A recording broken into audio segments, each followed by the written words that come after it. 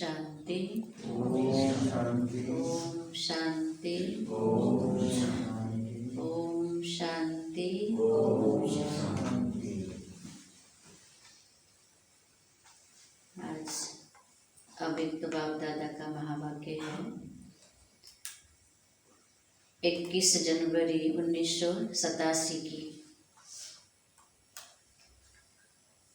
मुख्य पॉइंट है स्वराज्य अधिकारी ही विश्व राज्य अधिकारी।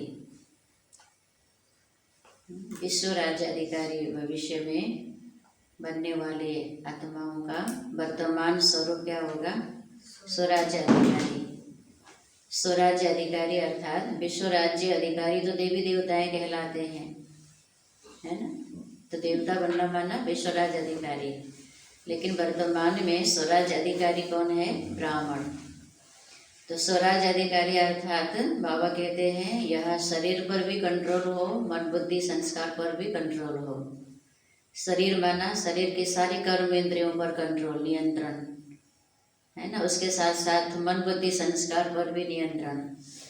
तो बाबा ने कहा कि बच्चे पुरुषार्थ तो कर रहे हैं, लेकिन क्या सोचते हैं कि अंत में बनेंगे, है ना। तो बाबा ने कहा अंत में बनेंगे तो विश्व राज्य अधिकारी यानी देवता पद भी अंत काल में, लास्ट में, त्रेता के अंत में ही मिलेगा। सतयुग से वो पद नहीं मिलेगा। इसलिए बहुत काल का पुरुषार्थ चाहिए। बहुत काल यानी संगम युग है ही छोटा सा समय, है ना। छोटे से समय में जब से हम ब्राह्मण बने तो कितना समय बचा है हमारे जीवन का, इस संगम युग का। इस थोड़े समय में हमें पुरुषार्थ करना है, फिर भी गफलत करते हैं। कई बाबा ने कहा कई बच्चे तो जब मधुबन जाना होता है तो तैयारी करते हैं और मधुबन से आने से ही ढीले हो जाते हैं। तो हमारे लिए पूरा संगम युग ही क्या है? बाबा से मिलन मनाने का युग। मधुबन जाते हैं, उमंग से जाते हैं, तैयारी भी करते हैं, क्योंकि ये रहता है कि बाबा से मिलने जा रहे हैं, बाबा से मिलने जाना है, बाबा के घर जाना है। तो पूरी तैयारी अटेंशन रखते हैं, आने से डिले होते हैं। लेकिन संगम युग तो पूरा ही बाबा से मिलन मनाने का और बाबा से अपनी, है ना, सभी वरदान लेकर के अपनी झोली भरपूर करने का समय है। इसलिए बाबा ने कहा इस समय में ढीला ढाला पुरुषार्थ नहीं करना है, अटेंशन रखना है अपने ऊपर। और बाबा कहते हैं कि महिमा बच्चों की बाबा करते हैं। बाबा कहते हैं आप सब बहुत भाग्यशाली आत्माएं हो। दुनिया में भक्त आत्माओं को देखो और आप अपने को देखो। भक्तों के तीर्थ स्थान को देखो और आप अपने तीर्थ स्थान को देखो। उनको क्या मिलता है और आपको क्या मिल रहा है, कितने भाग्यशाली हैं। लेकिन उस भाग्य को खोलने की चाबी क्या है? बाबा। और तरीका क्या है चाबी लगाने का? कई बार चाबी लगता नहीं। बाबा बाबा कहते हैं लेकिन ताला खुलता नहीं भाग्य का, क्योंकि दिल से बाबा बोलना चाहिए। ये है चाबी लगाने की विधि। दिल से नहीं बोलते, ऐसे तो बाबा बाबा बोलते हैं, पर दिल से नहीं बोलेंगे तो भाग्य का ताला नहीं खुलता है। तो दिल से बाबा बोलना है ना। जब भी हम बाबा बोलते हैं तो दिल से बोले, दिल का आवाज़ जो हमारा, नहीं कि हमने सुना बाबा तो कहें इसलिए कहते हैं, है ना, बाबा है हमारा, तो दिल से नहीं कह रहे हैं। लेकिन बस ऐसे ही कोई बात आती है तो कहते हैं कि हाँ बाबा है। हमेशा दिल माना, हमेशा दिल का नाता जब होता है तो हमेशा बाबा बाबा, हमेशा श्वास संकल्प हर सेकेंड बाबा की याद में होता है ना। तो ऐसे जो दिल से बाबा बोलने वाले बच्चे हैं वो बहुत श्रेष्ठ भाग्यवान बच्चे हैं। उनका भाग्य बहुत ऊंचा बन जाता है। अच्छा, मुरली सुनेंगे अब। आज भाग्य विधाता बाप अपने सर्वश्रेष्ठ भाग्यवान बच्चों को देख रहे हैं। बाप दादा के आगे अब भी सिर्फ यह संगठन नहीं है, लेकिन चारों ओर के भाग्यवान बच्चे सामने हैं। मधुबन के जो सामने बाबा के बैठे हैं वो बच्चे ही नहीं, पूरे देश विदेश के ब्राह्मण बच्चे, भाग्यवान बच्चे बाबा के सामने हैं। चाहे देश विदेश के किसी भी कोने में हैं, लेकिन बाप का बेहद का बाप बेहद बच्चों को देख रहे हैं। यह साकार वतन के अंदर स्थान की हद आ जाती है, लेकिन बेहद बाप की दृष्टि की सृष्टि बेहद है, जिसमें कोई हद की बातें ही नहीं है। बाप की दृष्टि में सर्व ब्राह्मण आत्माओं की सृष्टि समाई हुई है। सम्मुख में भले कम है, पर बाबा की दृष्टि में सर्व ब्राह्मण आत्माओं की सृष्टि समाई हुई है। तो दृष्टि की सृष्टि में सर्व सम्मुख है, सर्व बच्चे सम्मुख है। सर्व भाग्यवान बच्चों को भाग्य विधाता भगवान देख देख हर्षित होते हैं।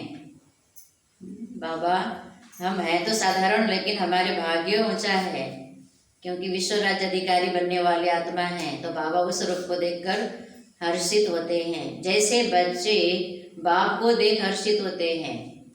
मधुबन जाते बाबा से मिलन मनाते तो हर्षित होते हैं ना। तो जैसे बच्चे बाप को देख हर्षित होते हैं, बाप भी सर्व बच्चों को देख हर्षित होते हैं। बेहद के बाप को बच्चों को देख रूहानी नशा व फखुर है कि एक एक बच्चा इस विश्व के आगे विशेष आत्माओं की लिस्ट में है। बाबा का एक एक बच्चा, चाहे 16,000 की माला का लास्ट मड़का भी है, फिर भी बाप के आगे आने से, बाप का बनने से विश्व के आगे विशेष आत्मा है। 16,000 की माला बाबा कहते हैं ना, तो उस माला का लास्ट दाना, फर्स्ट नंबर की माला तो दूसरी ही है, केवल 8 की होती है ना। बाबा ने कहा फिर 16,000 की माला है, 108 है, फिर 16,000 है। तो 16,000 में लास्ट मड़का है, वो भी बाबा के लिए विशेष है, दुनिया के आगे विशेष है। चाहे और कुछ भी ज्ञान के विस्तार को जान नहीं सकते, लेकिन एक शब्द बाबा दिल से माना और दिल से औरों को सुनाया तो विशेष आत्मा बन गए। क्या बाबा ने बात कहा? ज्ञान के विस्तार को नहीं समझने वाले भी अगर दिल की गहराई से बाबा बोलते हैं तो वह विशेष आत्मा बन गए। दुनिया के आगे महान आत्मा बन गए। दुनिया के आगे महान आत्मा के स्वरूप में गायन योग्य बन गए। इतना श्रेष्ठ और सहज भाग्य है, समझते हो? इतना श्रेष्ठ भाग्य समझते हो? बाबा कह रहे हैं दुनिया के आगे ज्ञान न समझ करके भले ऐसे ही हो, बाबा बाबा बोले तो भी भाग्यवान है, तो भी विशेष है।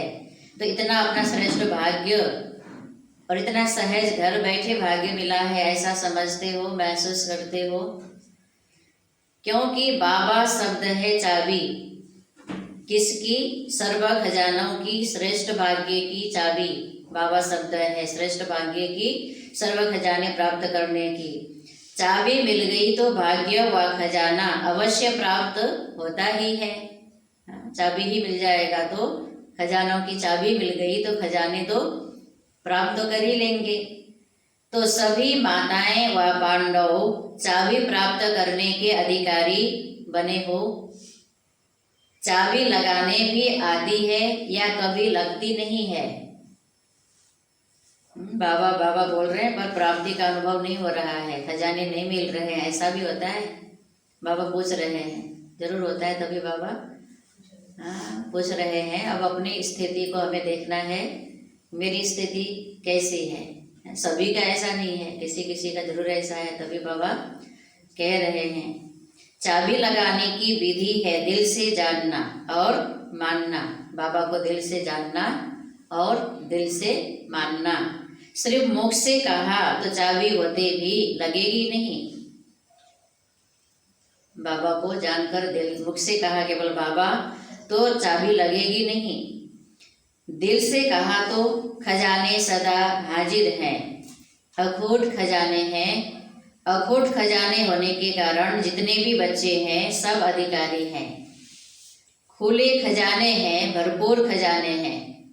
जितने भी बच्चे जितने भी लेना चाहे ले सकते हैं। खजाना अखूट है और खुला है, किसी में भी ताला चाबी नहीं है। बस दिल से बाबा कहो तो सब मिलेगा। ऐसे नहीं है कि जो पीछे आए हैं तो खजाने खत्म हो गए हैं, पहले वालों ने भर लिया है झोली अपनी और हमारे लिए बचा ले, ऐसा नहीं है। जितने भी अब तक आए हो अर्थात बाप के बने हो और भविष्य में भी जितने बनने वाले हैं उन सब से खजाने अनेक अनेक गुणा ज़्यादा है। इसलिए बाप दादा हर बच्चे को गोल्डन चांस देते हैं कि जितना जिसको खजाना लेना है वह खुली दिल से ले लो। दाता के पास कमी नहीं है, लेने वाले की हिम्मत व पुरुषार्थ पर आधार है। देने वाला बराबर बांट रहा है, दे रहा है, लेने हमारे ऊपर है, हमारे पुरुषार्थ पर है। हम कितना पुरुषार्थ करते हैं, कितना दिल से हम बाबा को याद करते हैं। ऐसा कोई बाप सारे कल्प में नहीं है जो इतने बच्चे हों और हर एक भाग्यवान हो। इसलिए सुनाया कि रूहानी बाप दादा को रूहानी नशा है। कितने सारे बच्चे भाग्यवान हैं, श्रेष्ठ भाग्यवान हैं। बच्चे कितने हैं और सब भाग्यवान हैं। सभी की मधुबन में आने की, मिलने की आशा पूरी हुई। बाबा से मिलने की आशा, मधुबन आने की आशा पूरी हुई।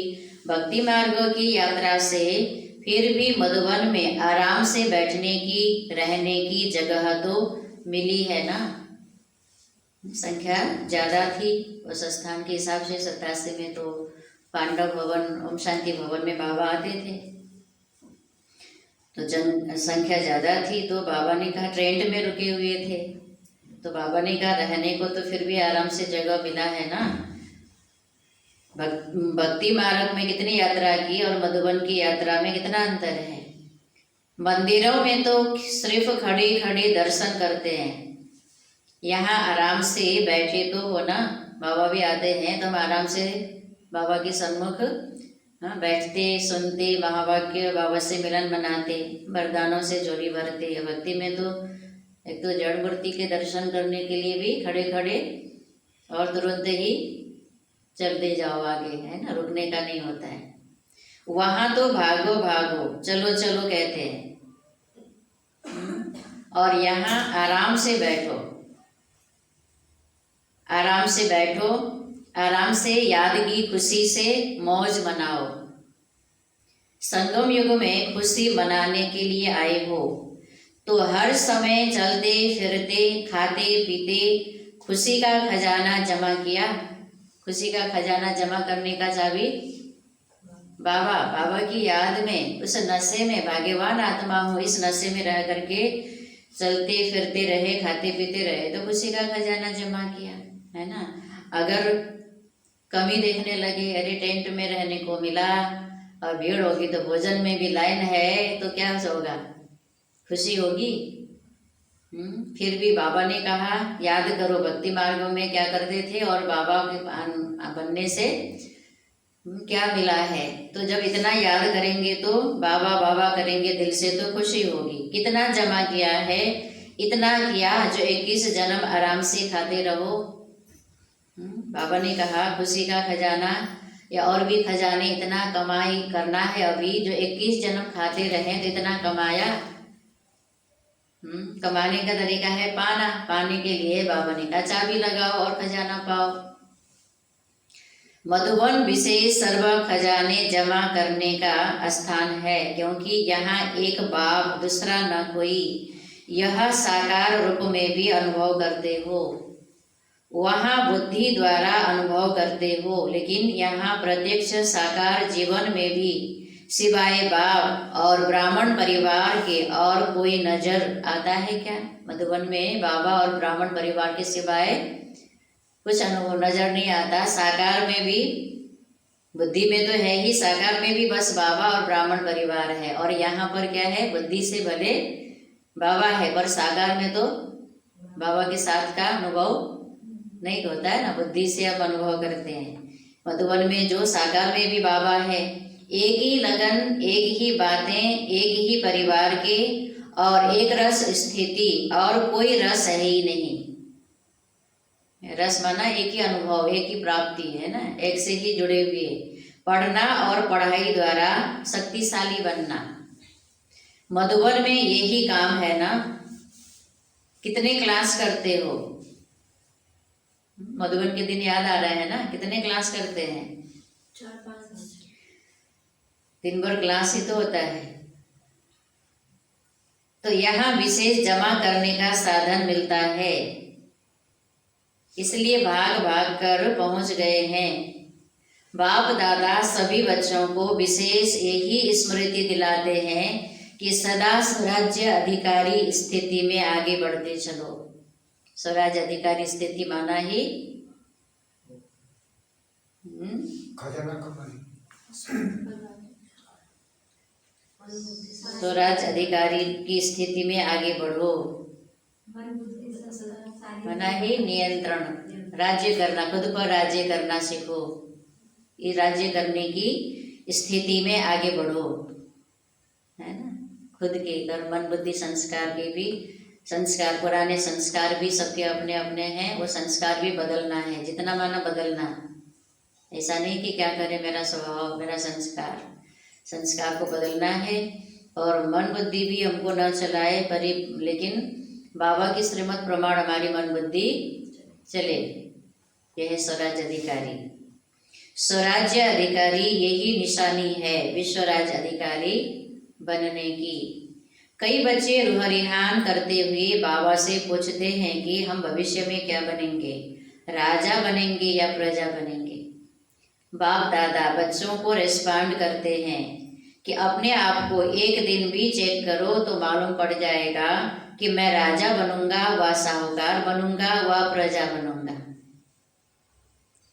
पहले अमृत बेले से अपने मुख्य 3 कारोबार के अधिकारी, अपने सहयोगी साथियों को चेक करो, वह कौन मुख्य कारोबार के अधिकारी, 3 शक्तियां, उसको चेक करो। वो कौन सी 3 शक्तियां हैं? मन अर्थात संकल्प शक्ति, दूसरा बुद्धि अर्थात निर्णय शक्ति, तीसरा पिछले व वर्तमान श्रेष्ठ संस्कार। यह तीनों विशेष कारोबारी हैं। जैसे आजकल के जमाने में राजा के साथ महामंत्री व विशेष मंत्री होते हैं, उन्हीं के सहयोग से राज्य कारोबार चलती है। सतयुग में मंत्री नहीं होंगे लेकिन समीप के संबंधी साथी होंगे। किसी भी रूप में साथी समझो व मंत्री समझो, लेकिन यह चेक करो यह तीनों स्व के अधिकार से चलते हैं, आत्मा के अधिकार पर चलते हैं, या आत्मा मन बुद्धि चलाने लगती है आत्मा को ही। इन तीनों पर स्व का राज्य है व इन्हों के अधिकार से आप चलते हो। मन बुद्धि संस्कार श्रीमत प्रमाण है या मन बुद्धि संस्कार अनुसार हम चलते हैं। मन आपको चलाता है या आप मन को चलाते हैं। जो चाहे जब चाहो वैसा ही संकल्प कर सकते हो। जैसे योग में है, चाहे अब क्लास में है तो क्लास में क्या संकल्प करके बैठना है, योग में क्या संकल्प करना है, कोई भी कर्म करते क्या दिनचर्या में क्या संकल्प करना है। तो बाबा कह रहे हैं कि जब चाहो जो जैसा चाहो ऐसा संकल्प में स्थित अपने को कर सकते हो। जहाँ बुद्धि लगाना चाहो वहाँ लगा सकते हो। वह बुद्धि आप राजा को भटकाती है। बुद्धि लौकिक बुद्धि भटकाती है या श्रीमत प्रमाण बुद्धि चलती है। संस्कार आपके बस है या आप संस्कारों के बस हो। राज्य अर्थात अधिकार। राज्य अधिकारी जिस शक्ति को जिस समय ऑर्डर करे वह उसी विधि पूर्वक कार्य करते। वह आप कहो एक बात वह करे दूसरी बात।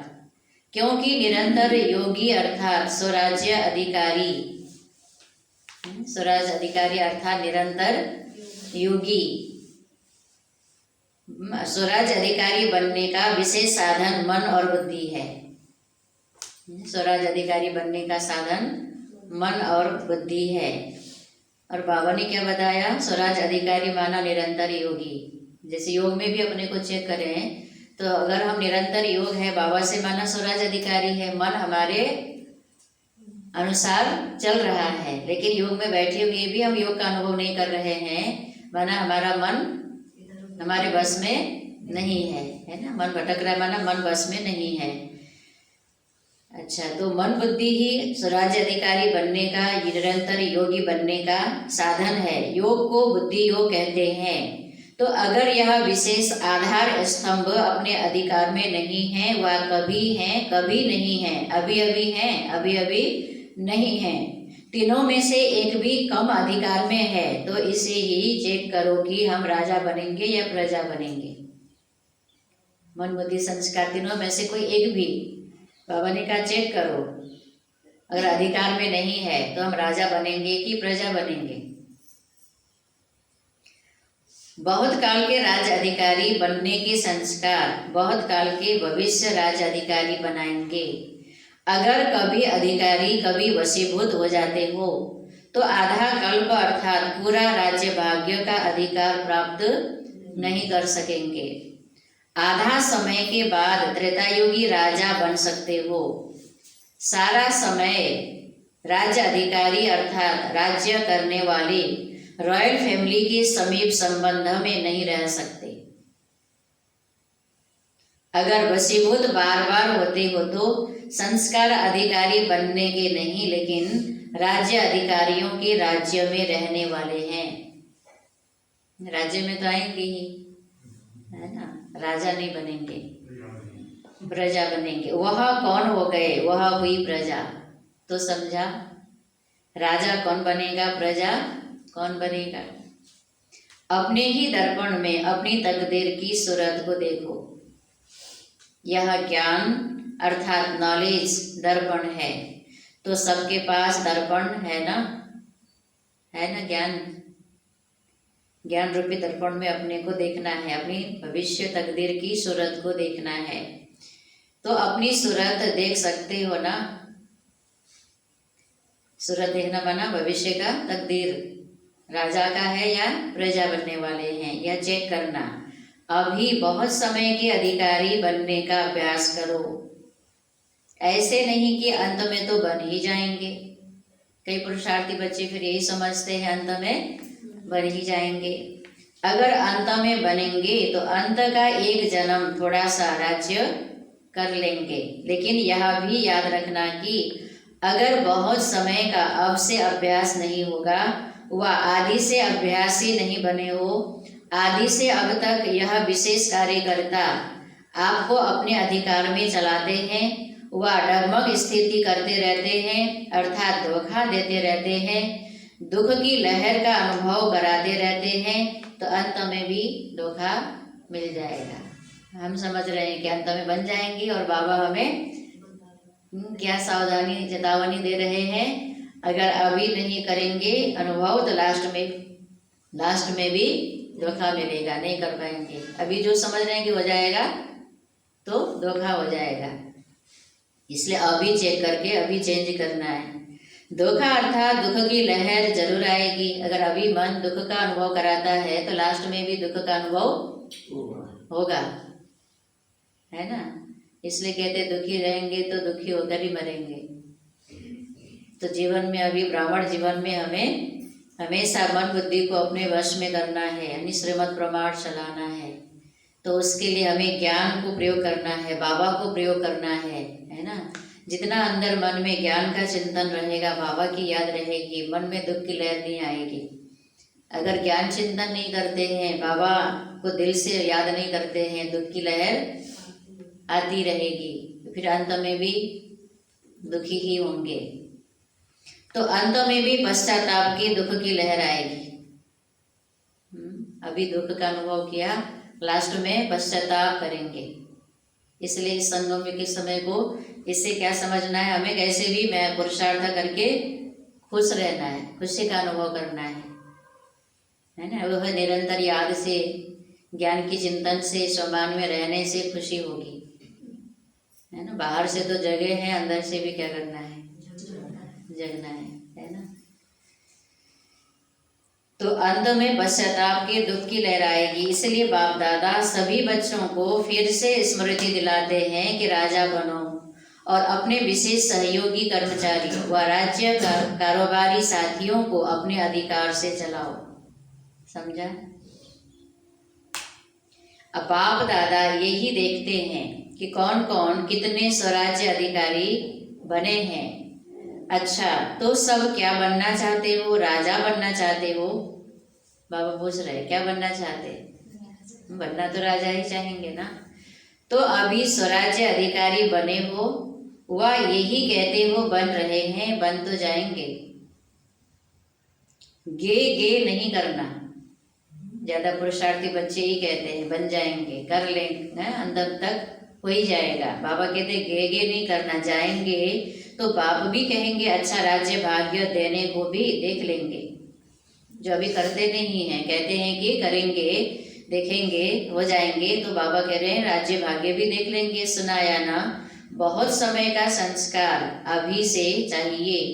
वैसे तो बहुत काल नहीं है, थोड़ा काल है। संगम युग ही थोड़ा है, छोटा युग है, लेकिन फिर भी इतने समय का भी अभ्यास नहीं होगा।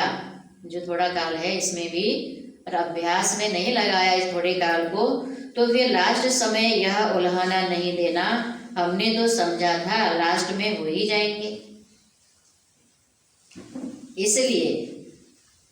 इसलिए कहा गया अब कब नहीं, अब करो। कब हो जाएगा नहीं, अब होना ही है, बनना ही है ना। सोचने की बात है इसमें। हमें खुद ही इतने आदि रत्न आए, फिर मध्य में आए, हम आए ही लास्ट में है, और अभी भी हम लापरवाही कर रहे हैं, पुरुषार्थ अच्छे से नहीं कर रहे हैं, अटेंशन नहीं रखते, तो क्या होगा? पश्चाताप तो करना पड़ेगा ही। और पश्चाताप करने की घड़ी कैसी होगी, वो भी बाबा मुरलियों में कई बार बताया। कैसी घड़ी होगी? बाबा कहते जार जार रोएंगे, पश्चाताप करेंगे। अपने ऊपर राज्य करो, अपने साथियों के ऊपर राज्य करना नहीं शुरू करना। दूसरे को अपने अनुसार चलाना शुरू करते हैं, सोचते हैं हमारे अनुसार ही चले करे। बाबा ने कहा अपने मन बुद्धि संस्कार को तो अपने श्रीमत प्रमाण चलाओ, है ना। इस श्रेष्ठ जीवन का लक्ष्य ही है श्रेष्ठ बनना, तो खुद को श्रेष्ठ बनाओ। दूसरों को बनाने के लिए नहीं सोचना है ना। वो दूसरा खुद बनेगा ना। बाबा ने कहा साथी पर राज्य करना नहीं शुरू करना, है ना। उसको बदलने लगते हैं। उसको बदलने के लिए क्या क्या कदम उठा लेते हैं, लेकिन खुद को बदलने की बात जहाँ आती है वहाँ ढीले भी होते हैं, है ना। तो बाबा कह रहे हैं खुद को बदलना, दूसरे को नहीं। जिसका सो पर राज्य है उसके आगे अभी भी स्नेह के कारण सर्व साथी, चाहे लौकिक चाहे अलौकिक, सभी जी हजूर हाँ जी कहते हुए साथी बन करके रहते हैं। जिनका खुद पर राज्य है, बाबा ने कहा लौकिक अलौकिक सभी हाँ जी हजूर करते हुए साथी बनकर रहते हैं। स्नेही और साथी बन हाँ जी का पाठ प्रैक्टिकल में दिखाते हैं। जैसे प्रजा राजा की सहयोगी होती है, स्नेही होती है, ऐसे आपकी यह सर्व कर्मेंद्रियां विशेष शक्तियां सदा आपके स्नेही सहयोगी रहेंगी, और इसका प्रभाव साकार में आपके सेवा के साथियों व लौकिक संबंधियों साथियों में पड़ेगा। दैवी परिवार में अधिकारी बन ऑर्डर चलाना यह नहीं चल सकता। स्वयं अपनी कर्मेंद्रियों को ऑर्डर में रखो तो स्वतः ही आपके ऑर्डर करने के पहले ही सर्व साथी आपके कार्य में सहयोगी बनेंगे, स्वयं सहयोगी बनेंगे। ऑर्डर करने की आवश्यकता नहीं। हमारी इंद्रियां पहले हमारे अनुसार होंगी, तो बाबा ने कहा बाबा के कार्य में आप आगे आएंगे तो आपके लौकिक अलौकिक भी सहयोगी खुद ही सहयोग करेंगे। पहले आप अपने मन बुद्धि संस्कार को अपने नियंत्रण में रखकर चलाओ। स्वयं अपने सहयोग की ऑफर करेंगे, क्योंकि आप स्वराज्य अधिकारी हैं। जैसे राजा अर्थात दाता, तो दाता को कहना नहीं पड़ता अर्थात मांगना नहीं पड़ता, तो ऐसे स्वराज्य अधिकारी बनो। अच्छा, यह मेला भी ड्रामा में नूद था। वह ड्रामा कह रहे हैं ना, दूसरे लोग कभी हाय ड्रामा कहेंगे, कभी वह ड्रामा, और आप सदा क्या कहते हो? वह ड्रामा वहाँ जब प्राप्ति होती है ना, तो प्राप्ति के आगे कोई मुश्किल नहीं लगता है। मेहनत भले किया लेकिन उससे बड़ी प्राप्ति हो जाएगी, तो मेहनत बुद्धि में नहीं आता, बस प्राप्ति देखता, मेहनत नहीं देखता। मुश्किल लगता है, खाने पर ठहरना पड़ता है, उसके भीड़ होती है तो खाने में लाइन लगती है ना, प्लेट लेकर के लाइन में खड़े होते हैं। तो ये सब बाबा कह रहे हैं, टेंट में रहना, लाइन में खड़े होना मुश्किल लगता है कि बाबा मिलते हैं, तो ये सब बात बुद्धि में रहती ही नहीं, आती ही नहीं। खाओ तो भी प्रभु के गुण गाओ, और क्यों में ठहरो तो भी प्रभु के गुण गाओ। हाँ, थाली मिल गई, खा रहे हैं तो गुण तो गाते हैं, खड़े रहो तो भी गुण गाओ बाबा के, वहाँ ड्रामा कहो, है ना। मेला है तो ये तो होगा ही, खिड़कियों में तो लाइन में तो खड़े रहना पड़ेगा ना व्यवस्था के लिए। यही काम करना है ना। यह भी रिहर्सल हो रही है, अभी तो कुछ भी नहीं है, अभी तो और वृद्धि होगा ना। ऐसे अपने को मोल्ड करने की आदत डालो, जैसा समय वैसे अपने आप को चला सके। तो पट माना जमीन में सोने की भी आदत पड़ गई ना। ऐसे तो नहीं, खटिया नहीं मिली तो नींद नहीं आई। टेंट में भी रहने की आदत पड़ गई ना। अच्छा लगा बाबा जो टेंट में रुके, बाबा पूछ रहे हैं अच्छा लगा। बाबा से मिलते हैं तो टेंट में रुकना भी अच्छा लगता है ना। ठंडी तो नहीं लगती, ऊपर पांडव भवन में तो बहुत ठंडा होता है। अभी सारे आबू में टेंट लगाएं, अभी जनवरी का महीना, टेंट में रहने की व्यवस्था। बाबा कह रहे हैं ठंडी तो नहीं लगी, सभी आबू में टेंट लगाएं, मैंने इतने सभी लोग को बुलाएं और इस तरह टेंट में सबको रहना हो तो तैयार है तैयार। टेंट में सोना अच्छा लगा या कमरा चाहिए?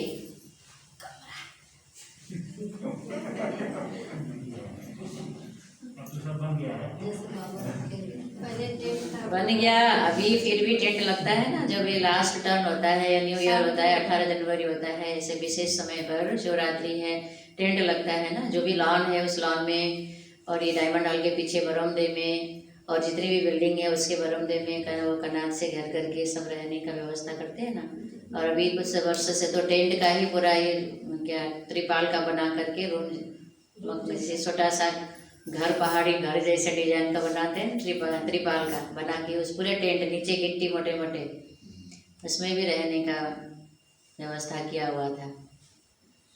मनमोहिनी जाने के रास्ते में जो खाली खाली प्लॉट है वहाँ पे, तो ऐसे भी अभी भी रुकना पड़ता है, क्योंकि बाबा ने ये कहा ना कि ये तो बढ़ना ही है, बेहद में जाना है।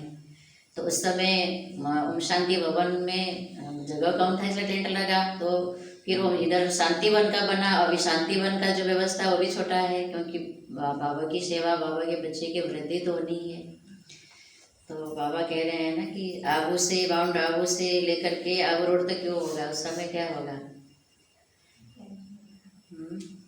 पिछले बाबा ने मुरली में कहा था, टेंट भी नहीं कहा था बाबा ने, पहाड़ को पीठ तकिया बनाएंगे, टेक लेंगे पहाड़ का और बैठेंगे।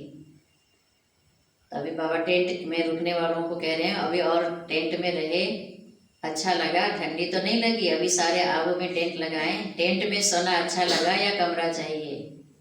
याद है पहले पहले जब पाकिस्तान में थे, शुरू के बाबा बात बता रहे हैं, तो महारथियों को ही पट में सुलाते थे। जो नामी ग्रामी महारथी होते थे उन्हों को हाल में पट में 3 फुट देकर सुलाते थे। और जब ब्राह्मण परिवार की वृद्धि हुई तो भी कहाँ से शुरुआत की? टेंट से ही शुरू की ना। पहले पहले जो निकले वह भी टेंट में ही रहे, टेंट में रहने वाले सेंट हो गए, टेंट में रहे सेंट हो गए, महात्मा है ना, संत। जैसे शुरू में आए टेंट में रहे, शुरू में भी कितने बाबा के पास आए थे ना, तो थे सबके रहने के लिए मकान तो थे नहीं, बाद में मिले थे, बाबा ने लिया मकान धीरे धीरे। तो टेंट से ही शुरू की ना। साकार पार्ट होते भी टेंट में ही रहे, तो आप लोग भी अनुभव करेंगे ना। तो वो सभी हर रीति से खुश हैं, जैसे भी बाबा रखे, खुश हैं। अच्छा, फिर और 10,000 मंगा के टेंट देंगे, प्रबंध करेंगे। 10,000 भाई बहनों को, उस समय तो 5,000 ज़्यादा से ज़्यादा आए होंगे। सब नहाने के प्रबंध का सोचते हो, वह भी हो जाएगा। याद है जब यह हाल बना था तो सबने क्या कहा था, इतने नहाने का स्थान क्या करेंगे। इसी लक्ष्य से यह बनाया गया। अभी कम हो गया ना, ओम शांति हॉल बना तो बाथरूम भी बने, तो बाबा कह रहे उस समय सोचते थे इतना सारा क्या होगा, अभी कम हुआ ना, जितना बनाएंगे उतना कम तो होना ही है, क्योंकि आखिर तो बेहद में ही जाना है। अच्छा, सब तरफ के बच्चे पहुंच गए हैं, तो यह भी बेहद के हाल का श्रृंगार हो गया है। नीचे भी बैठे हैं, भिन्न भिन्न स्थानों पर मुरली सुन रहे हैं। ओम शांति भवन में, फिर इधर मेडिटेशन हॉल में, हिस्ट्री हॉल में, कई है ना, वहाँ भी छोटे छोटे हॉल, पांडव भवन में। तो यह वृद्धि होना भी तो खुश नसीबी की निशानी है। वृद्धि तो हुई, लेकिन विधि पूर्वक चलना। ऐसे नहीं, यहाँ मधुबन में तो आ गए, बाबा को भी देखा, मधुबन भी देखा, अभी जैसे चाहें वैसे चले। जो वृद्धि हुई, सब नए नए बच्चे आए, बाबा ने कहा वृद्धि हुआ, इतने आए, ये तो अच्छी खुशनसीबी की निशानी है। तो जितने आए सब विधि से चलना, विधि पूर्वक। जैसे शुरू में आदि रत्न जिस विधि से चले, बाबा ने जो नियम मर्यादा सिस्टम बनाया उसे अनुसार चले, तो अभी भी इतनी वृद्धि भले हुई हो, सभी को उसी अनुरूप ही चलना है जो बाबा ने नियम सिस्टम बनाया है। ऐसे नहीं करना, क्योंकि कई बच्चे ऐसा करते हैं, जब तक मधुबन में आने को नहीं मिलता तब तक पक्के रहते हैं। फिर जब मधुबन देख लिया तो थोड़े अलबेले हो जाते हैं। मधुबन जाना है तो नियम भी है, फॉर्म भी भराया जाता है, तो क्लास रेगुलर करना, हर चीज़, खान पान की शुद्धता, अमृत बेला, ये सब ध्यान रखेंगे, है ना। फिर वहाँ से आने से थोड़े अलबेले होंगे, तो अलबेले नहीं बनना। ब्राह्मण अर्थात ब्राह्मण जीवन है, हम ब्राह्मण बने माना जीवन ब्राह्मण। तो जीवन तो सदा जब तक है तब तक है, जीवन बनाई है ना, ब्राह्मण जीवन बनाई है ना, कि केवल मधुबन जाने से पहले ब्राह्मण की स्थिति में रहे और उसके बाद ढीले हो गए, ऐसा नहीं करना। जीवन बनाई है या थोड़े समय के लिए ब्राह्मण बने हैं, सदा अपने ब्राह्मण जीवन की विशेषताएं साथ रखना, क्योंकि इसी विशेषताओं से वर्तमान भी श्रेष्ठ है और भविष्य भी श्रेष्ठ है। अच्छा, बाकी क्या रहा, मुरली बाबा ने चलाई, मिले बाबा, फिर क्या रहा, टोली, वरदान। वरदान तो वरदाता के बच्चे ही बन गए, जो है ही वरदाता के बच्चे, उन्हों को हर कदम में वरदाता से वरदान स्वतः ही मिलता रहता है, स्वतः वरदान मिलता रहता है। अब इसको हमें महसूस करने की बात है ना। जितना बाबा से दिल से जुड़ेंगे, बाबा को दिल से याद करेंगे, तो वरदानों का अनुभव करेंगे, है ना। अगर बाबा को याद दिल से नहीं किया तो वरदाता के बच्चे होते भी वरदान का अनुभव नहीं होगा। वरदान ही आपकी जीवन है, आपकी पालना है।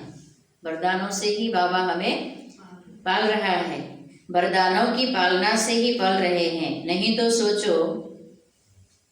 सोचो इतनी श्रेष्ठ प्राप्ति और मेहनत क्या की मेहनत। और इसको महसूस करना है तो भक्तों को देखे और अपने को देखे, भक्त कितनी मेहनत करते, कितना त्याग करते, और हमने क्या किया।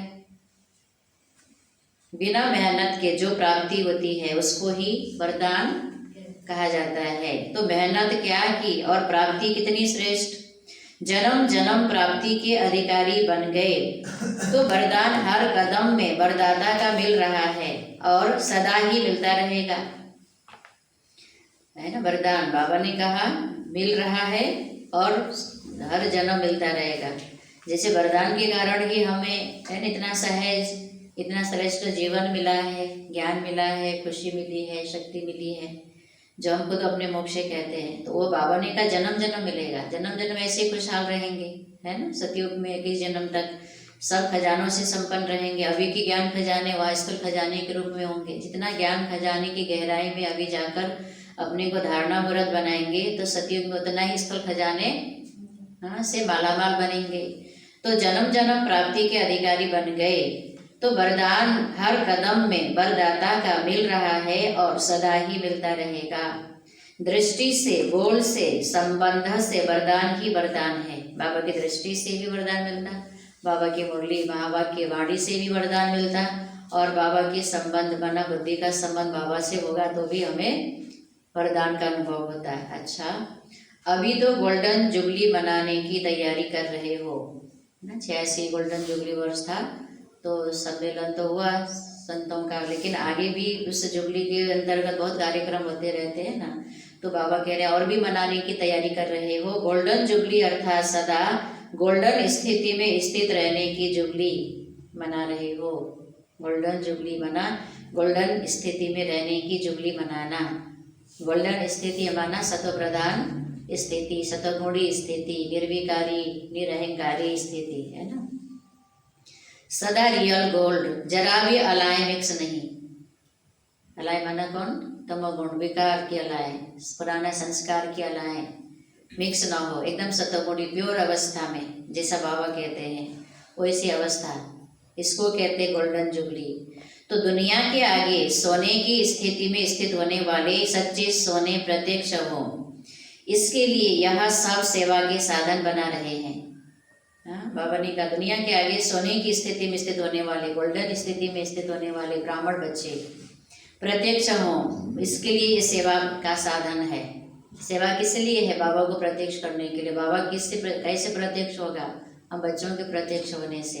और जब हम गोल्डन स्थिति में रहेंगे तभी हमारी प्रत्यक्षता होगी, महिमा होगी। जब हम महिमा योग्य बनेंगे तभी बाबा की प्रत्यक्षता होगी कि ये ऐसे बने, कैसे बनाया किसने। तो परमात्मा ज्ञान का प्रूफ हमारा जीवन होगा तभी प्रत्यक्षता होगी, क्योंकि आपकी गोल्डन स्थिति गोल्डन एज को लाएगी, स्वर्णिम संसार को लाएगी। जिसकी इच्छा सबको है कि कभी अभी कुछ दुनिया बदलनी चाहिए, दुनिया में परिवर्तन आना चाहिए, तो स्व परिवर्तन से विश्व परिवर्तन करने वाली विशेष आत्माएं हो। आप सबको देख आत्माओं को यह निश्चय हो, आपको देख आत्माओं को निश्चय हो, शुभ उम्मीदें हो कि सचमुच स्वर्णिम दुनिया आई कि आई। आपको देखकर लोगों को ये महसूस हो कि स्वर्णिम दुनिया आई कि आई। माने हमारी अवस्था इतनी सत्व प्रधान हो, इतनी सतगुणी हो, है ना, इतने निर्विकारी निरसंकल्प निरअहंकारी बने कि उनको लगे कि इनके द्वारा तो दुनिया, स्वर्णिम दुनिया आएगा ही आएगा। सैंपल को देख करके निश्चय होता है ना, हाँ अच्छी चीज है। दुकान में जाओ, सैंपल दिखाता है ना, उसको अच्छा रहता है तो हम सोचते हैं कि अच्छा ही होगा। और भी अगर सैंपल ही खराब लगे तो क्या समझ लेते हैं यहाँ अच्छा नहीं मिलेगा। ऐसे ही हम सब बच्चे क्या है, नई दुनिया के सैंपल, है ना। अगर हम अच्छी स्थिति बनाएंगे तभी लोगों को, दुनिया के लोगों को जो बाबा को नहीं जानते हैं उनको ये विश्वास होगा कि जरूर ये इनकी स्थिति इतनी अच्छी है तो ये इनके द्वारा जरूर दुनिया बदलनी है ना। नहीं तो अभी कहेंगे हम दुनिया बदल रही है, तो जब हमारे में ही कोई परिवर्तन नहीं होगा तो हमारे मित्र संबंधी चाहे पड़ोसी अड़ोसी कोई मानने को तैयार होगा? हमारे में परिवर्तन देखेंगे तभी वो मानेंगे। तो स्वर्ण संसार के सैंपल आप हो। कितना बाबा ऊंची बात कर रहे हैं। स्वर्णिम संसार के सैंपल आप हो, स्वर्ण स्थिति वाले हो।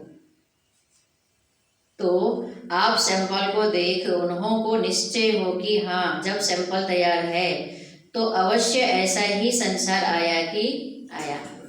ऐसी सेवा गोल्डन जुबली में करेंगे ना उम्मीद को उम्मीद देने वाले बनना। अच्छा, सर्व स्वराज्य अधिकारी, सर्व बहुत काल के अधिकार प्राप्त करने के अभ्यासी आत्माओं को, सर्व विश्व की विशेष आत्माओं को, सर्व वरदाता के वरदानों से पलने वाली श्रेष्ठ आत्माओं को बाप दादा का याद प्यार और नमस्ते। हम सब बच्चों की तरफ से बाप दादा को याद प्यार गुड मॉर्निंग और नमस्ते नमस्ते। शुक्रिया बाबा, शुक्रिया। बाबा का वरदान है आज का।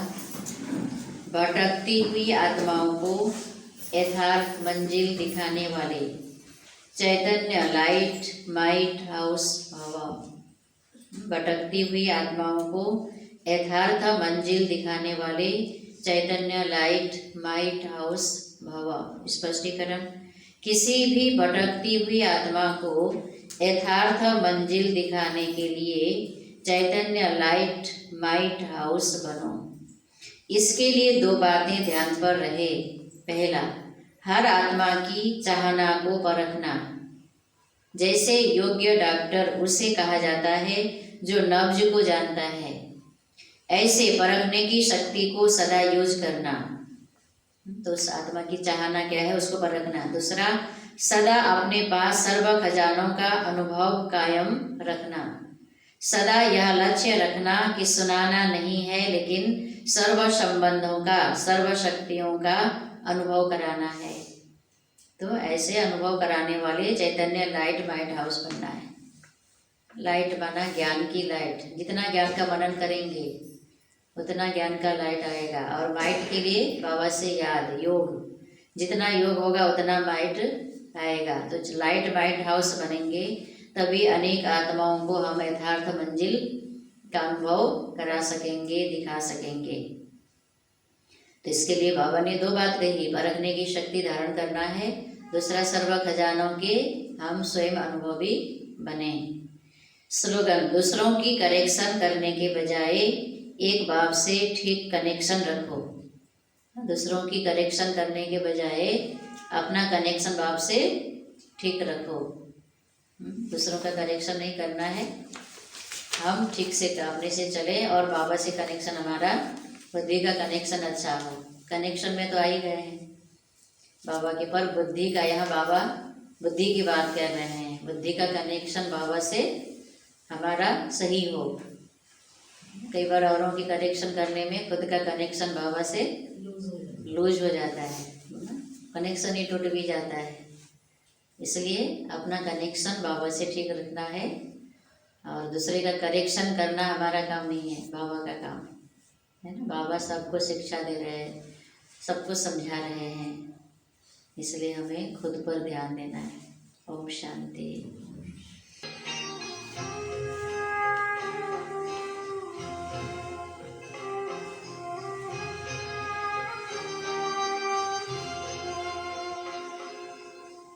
मन की आँखों ने देखा पास आकर आपके। मन की आँखों ने देखा पास आकर आपके। जिंदगी का रंग सुनहरा हो गया है आपसे। जिंदगी का रंग सुनहरा हो गया है आपसे। मन की